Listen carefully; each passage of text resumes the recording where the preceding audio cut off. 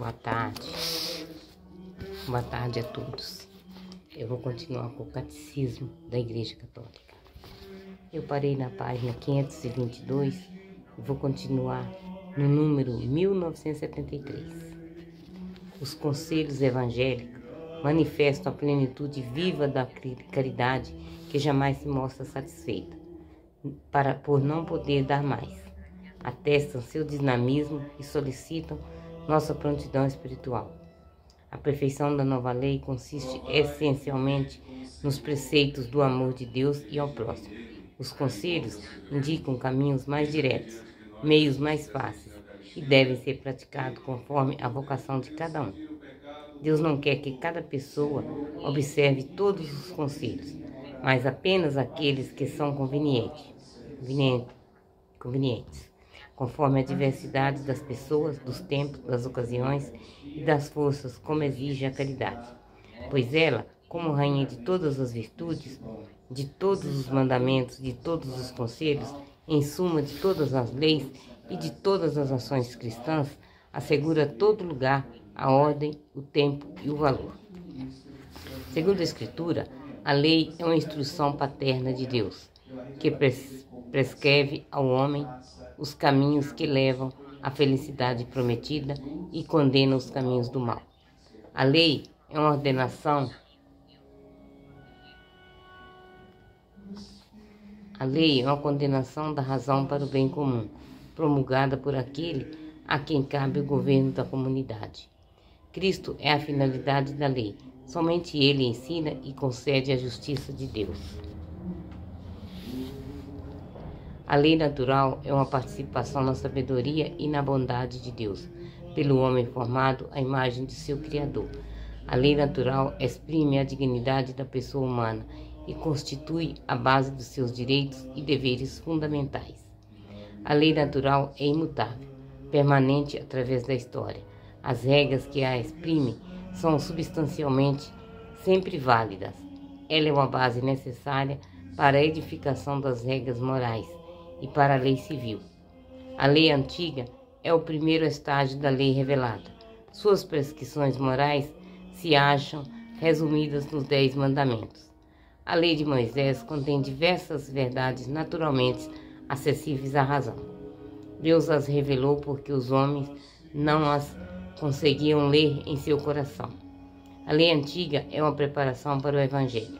A nova lei é a graça do Espírito Santo de Deus, recebida pela fé e em Cristo, operando pela caridade, exprime-se particularmente no Sermão do Senhor na montanha e usa o sacramento para nos comunicar a graça. A lei evangélica dá cumprimento, ultrapassa e conduz à perfeição a antiga lei, suas promessas por meio das bem-aventuranças do reino dos céus, seus mandamentos por meio da transformação da fonte de suas ações, ou seja, coração. A nova lei é uma lei de amor que torna uma nova lei de graça. A nova lei é uma lei de amor, uma lei de graça, uma lei de liberdade. Além dos seus preceitos, a nova lei comporta os conselhos evangélicos.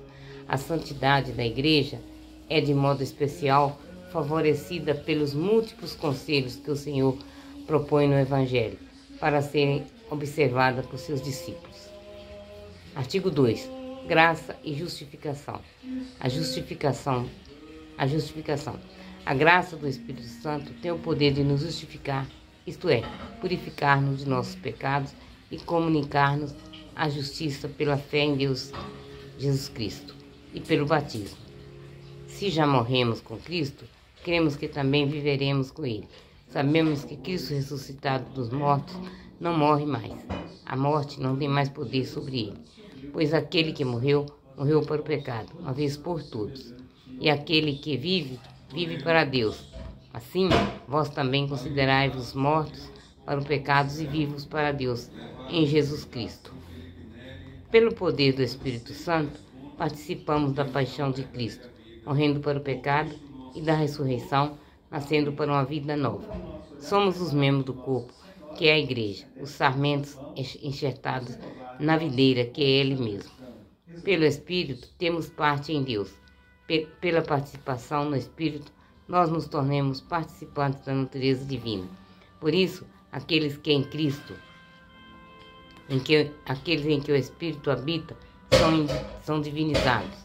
A primeira obra da graça do Espírito Santo é a conversão que opera a justificação, segundo o anúncio de Jesus, no princípio do Evangelho. Convertei-vos, pois o reino dos céus está próximo.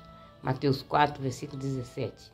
Sob a moção da graça, o homem se volta para Deus e se afasta do pecado, acolhendo assim o perdão e a justiça do alto. A justificação comporta a remissão dos pecados, a santificação e a renovação do homem interior. A justificação afasta o homem do pecado, que contradiz o amor de Deus e lhe purifica o coração.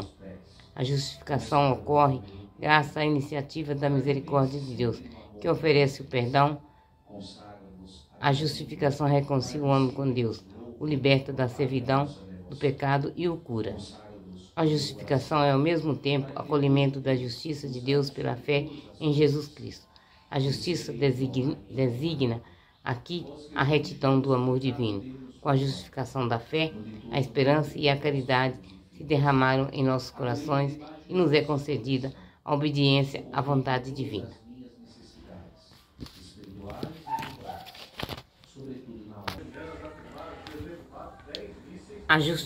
A graça e justificação, está no artigo 2. A graça do Espírito Santo tem o poder de nos justificar, isto é, purificar-nos de nosso pecado e comunicar-nos a justiça de Deus pela fé em Cristo e pelo batismo. Se já morremos em Cristo, cremos que também viveremos com Ele.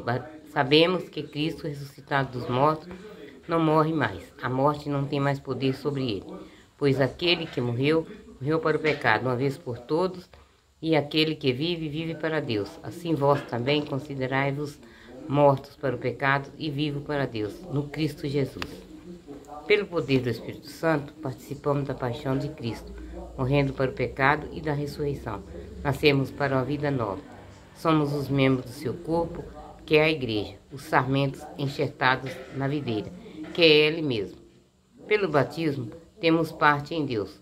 Pela participação no Espírito, nós nos tornamos participantes da natureza divina. Por isso, aquele em quem o Espírito habita são divinizados. A primeira obra da graça do Espírito Santo é a conversão que opera a justificação, segundo o anúncio de Jesus no princípio do Evangelho. Convertei-vos, pois o reino de Deus está próximo. Sob a moção da graça, o homem se volta para Deus e se afasta de todo o pecado, acolhendo assim o perdão e a justiça do alto. A justificação comporta a remissão dos pecados, a santificação e a renovação do homem interior. A justificação afasta o homem do pecado, que contradiz o amor de Deus e lhe purifica o coração. A justificação ocorre graças à iniciativa da misericórdia de Deus, que oferece o perdão. A justificação reconcilia o homem com Deus, o liberta da servidão do pecado e o cura.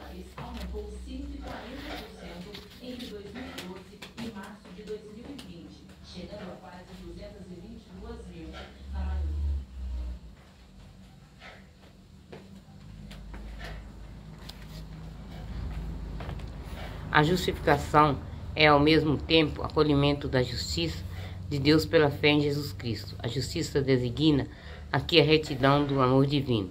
Com a justificação, a fé, a esperança e a caridade se derramam em nossos corações e nos é concedida a obediência à vontade divina. A justificação que nos foi merecida pela paixão de Cristo, que se ofereceu na cruz como hóstia viva, santa e agradável a Deus, e cujo sangue se tornou instrumento de propiação pelos pecados de toda a humanidade. A justificação é concebida pelo batismo, sacramento da fé. Torna-nos conforme a justiça de Deus, que nos faz interiormente justos pelo poder de sua misericórdia. Tem como alvo a glória de Deus e de Cristo, e o dom da vida eterna. Agora, sem depender da lei, a justiça de Deus se manifestou, atestada pela lei e pelos profetas. Justiça de Deus que realiza mediante a fé em Jesus Cristo para todos que creem, pois não há diferença, todos pecaram e estão privados da glória de Deus. Só podem ser justificados gratuitamente pela graça de Deus, em virtude da redenção no Cristo Jesus. É Ele que Deus destinou a ser, por seu próprio sangue, instrumento de expiação mediante a fé. Assim, Deus demonstrou sua justiça, deixando sem castigo os pecados cometidos outrora, no tempo de sua tolerância. Assim também, Ele demonstra sua justiça no tempo presente, a fim de ser justo e se tornar justo todo aquele que se firma na fé em Jesus Cristo. Está lá em Romanos 3, versículo 21 ao 26.